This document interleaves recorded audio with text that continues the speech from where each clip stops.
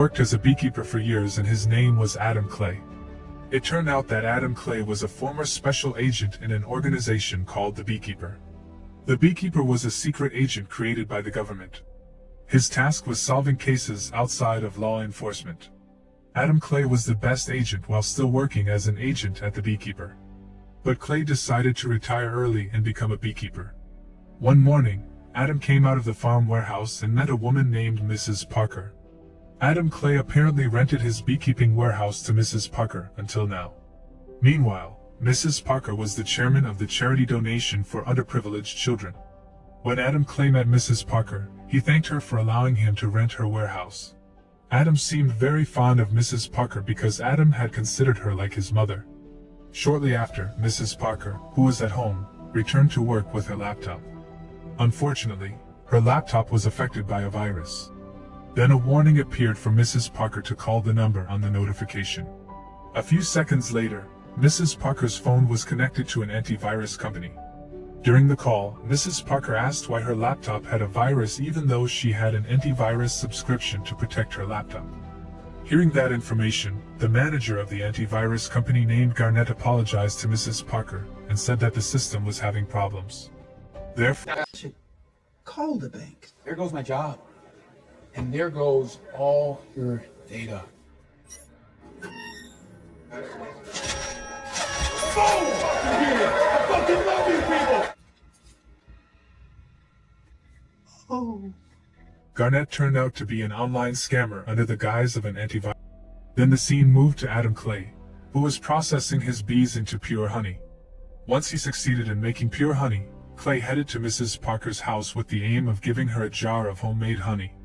But when Adam arrived in front of Mrs. Parker's house, Adam saw that the house was quiet and dark. Therefore, Adam decided to go in anyway. However, Adam was shocked to find Mrs. Parker sitting on the sofa in a state of death due to suicide. In the midst of Adam's confused situation, a woman pointed a gun at Adam's back. The woman was Mrs. Parker's daughter named Verona. It was revealed that Verona worked as a member of the FBI. So, Verona, who saw Adam enter her mother's house, considered him as the person who had killed Mrs. Parker. Verona immediately arrested Adam on the spot. Adam was automatically made a suspect because there was only Adam in the house. A moment later, Verona checked her mother's laptop. Verona realized that her mother had just been cheated out of millions of dollars. In the end, Verona was able to conclude that her mother committed suicide because all of her savings were lost to scammers. The next day, Adam was found not guilty of Mrs. Parker's death, so Adam went free and decided to return to his beekeeping warehouse. She apologized to him for accusing Adam of being the killer of Verona's mother. Verona then told him about the problem that caused Mrs. Parker to commit suicide. Verona also said that it turned out that the antivirus company had long been a target of the FBI. But unfortunately, they couldn't act yet because the director of the FBI didn't give them any permission. Adam could only remain silent and say he was sorry for Mrs. Parker's death. After that, Adam contacted his former co-worker at the Beekeeper. Adam asked for her help to track down the antivirus company in the city. Apparently, without Verona's or anyone else's notice, Adam planned to eliminate the people who caused Mrs. Parker's death. Adam chose to do this because he considered Mrs. Parker like his own mother. It didn't take long for Adam's coworker to find the address of the antivirus company that deceived Mrs. Parker, and she told Adam about it.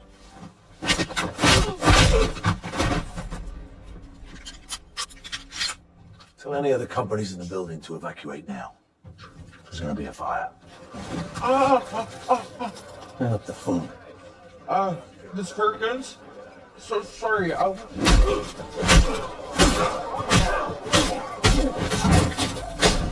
will never steal from the weak and the vulnerable again. This guy's fucking psycho! Hey, bro? I'm a beekeeper. Sometimes I use fire to smoke out hornets.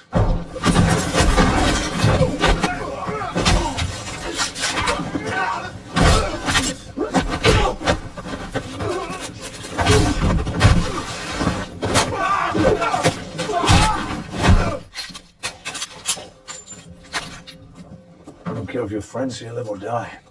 The next call from your little phishing scam will make a spark across these wires.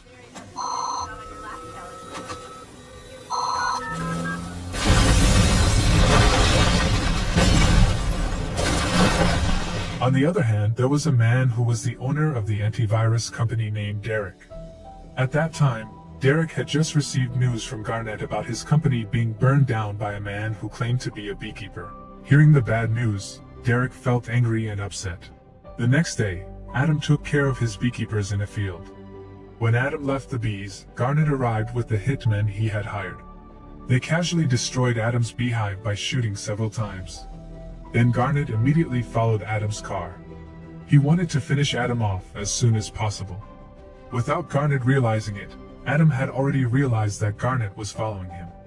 So Adam deliberately led them to his beekeeping warehouse.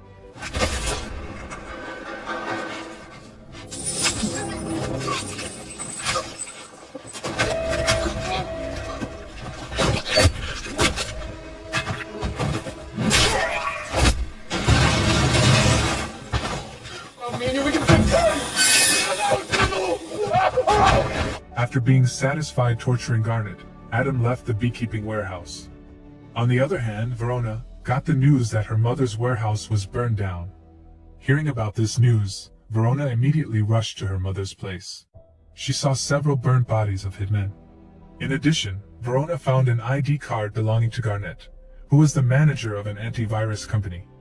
Seeing this evidence, Verona concluded that Garnet and his men burned down Verona's mother's warehouse. Later, Verona realized that there was only Adam in the warehouse, so Verona thought that the incident was connected to Adam, the beekeeper. On a road, Garnet, who managed to escape from Adam's beekeeping warehouse, was spotted. When Garnet felt the situation was safe, he directly contacted Derek. Garnet said that Adam was too strong for them to fight. He told Garnet to find out who Adam really was. Before Garnet answered Derek's order, it turned out that Adam had been following Garnet's car secretly. Don't move.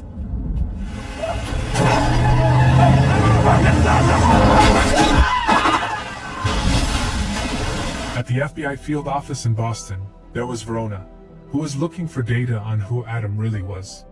However, after searching for a long time, Verona didn't find the data she wanted. Not long after, Verona found out that the FBI had found Garnet's body tied to Adam's car. Hearing the news from her colleague, Verona was even more convinced that all of this was connected to Adam. It was discovered that Derek's father was the chief director of the FBI. This prevented the FBI from taking action against the antivirus company. Apart from his father, who was someone very influential to the FBI, Durek also got a protector, his mother, who was the recently elected president of America. A while later, he was able to contact the Beekeeper's chief agent named Janet Harward and ask about Adam Clay. But Adam Clay was known to be retired. Derek's father ordered the Beekeeper's chief agent to mobilize all of the Beekeeper's agents to kill Adam Clay. He said that the order was given directly by the president. In the end, the Beekeeper's chief agent mobilized his members to hunt down Adam Clay. Later that night, Adam, who was filling gas, was suddenly attacked by one of the Beekeeper's female agents.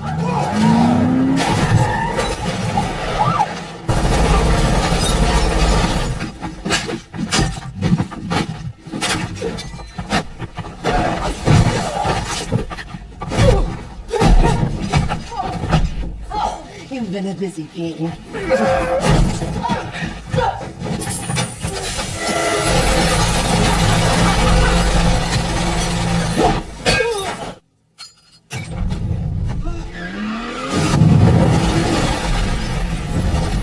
A few moments later, the chief director of the FBI contacted Director Janet Harward.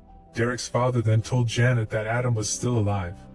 Therefore, he asked Janet to send the Beekeeper's best agents to kill Adam Clay. However, Janet said that none of the Beekeeper's other members wanted to fight Adam Clay because they felt that Adam was no match for them. Derek's father decided to hire mercenaries instead. And so they had to be careful in order to kill Adam Clay. After hearing that, the mercenaries immediately searched for Adam's whereabouts, because they thought that Adam's abilities were no more than theirs. Meanwhile, Adam went to the residence of the Beekeeper's agent, who attacked him last night. Adam immediately entered and turned on the computer there. Without taking a long time, Adam Clay managed to find Direct's location. It turned out that the business was just a disguise because Direct's business was an online fraud business. Outside the building, there were many FBI members guarding Direct on his father's orders. Not long after, Adam went to the building because the location on the computer said that Derek was at his trading company building. Somebody detain this guy.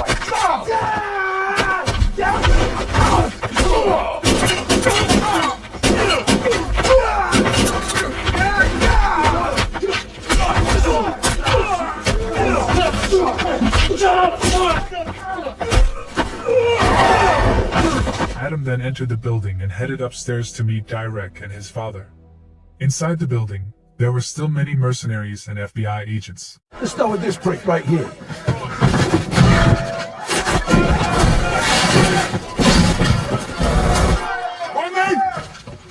Titus, we got a man down.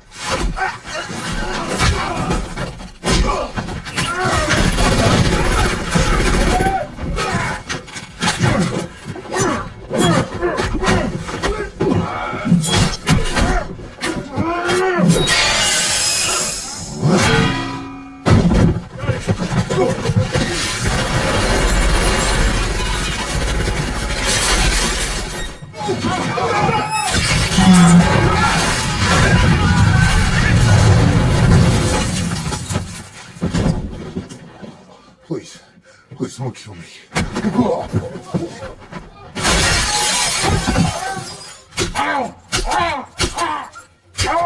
I know you're the middleman. After torturing the man for a while, he finally told Adam that Derek and his father were at his mother's house, who was the new president.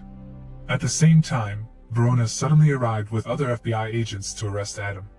Luckily, Adam knew of Verona's arrival, so he could escape as soon as possible. On the other hand, Derek and his father were at President Denforth's house. Then Derek's father got the news that all the mercenaries he worked for had been beaten to death by Adam. Knowing that, Derek's father asked Derek not to go anywhere. Meanwhile, he ordered all the remaining FBI members to protect Derek. The scene switched to Verona, who was having a meeting with her FBI colleagues. During the meeting, Verona said that Adam was the one who had wreaked the chaos these past few days. However, Verona sided with Adam because Adam had indirectly killed the people who had caused her mother to die. Meanwhile, Derek's father hired several mercenaries, even though outside the house was heavily guarded by FBI members. The father was still wary because he already knew Adam's skills. In the meantime, Adam tried to enter the president's house through a covert. Then Adam hanged under the guard's car and disguised himself as an FBI agent so that he could enter casually. After that, Adam placed several bombs outside the president's house. Then Adam quickly changes from the FBI uniform to a suit. Inside the room, the president was seen scolding Derek because she just knew that her son had been an online fraudster all along. Derek's mother, who was the president, felt very ashamed of Derek's crime, because if other countries found out, her reputation as president would definitely be ruined. However, Derek replied casually that he had been doing this business for a long time. Even the campaign costs for his mother to become president also came from the money from fraud. Apart from Adam, it was also Verona and other FBI members there. Verona accidentally saw Adam. She was worried that Adam would attack the president suddenly. Therefore, Verona mobilized the FBI team to arrest Adam. Whoa, whoa! Hey, take a step back. What are you doing? He's not even armed. Armed.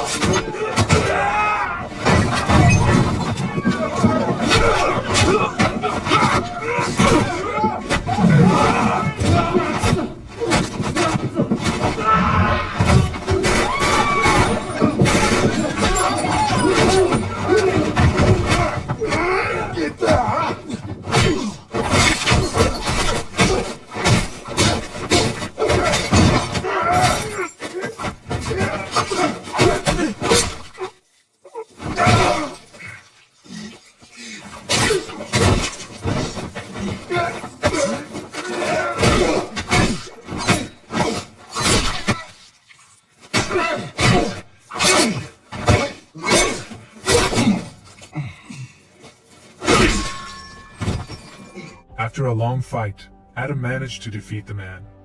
Then Adam planned to enter the president's room to find Derek. However, at the door Adam was stopped by Derek's father, who intended to bribe Adam with whatever money Adam wanted. But Adam, who was not tempted by the offer, squeezed Derek's father's hand, which caused him pain. At the same time, Derek's mother wanted to announce to the public that her son had deceived many people. Derek, who felt cornered, immediately took his mother as hostage and told Adam to back off. At the same time, Verona came and tried to break up Adam and Derek, and in that moment Adam shoots Derek right in the head. He then escaped through a window that was directly connected to the beach. Verona, who saw that, allowed him to leave because she knew that Adam was innocent and only eliminated criminals who were invulnerable to the law. Adam then immediately escaped by sea because now all the criminals who caused Mrs. Parker to die had been eliminated, and his mission was finally accomplished, and this is where the movie ends.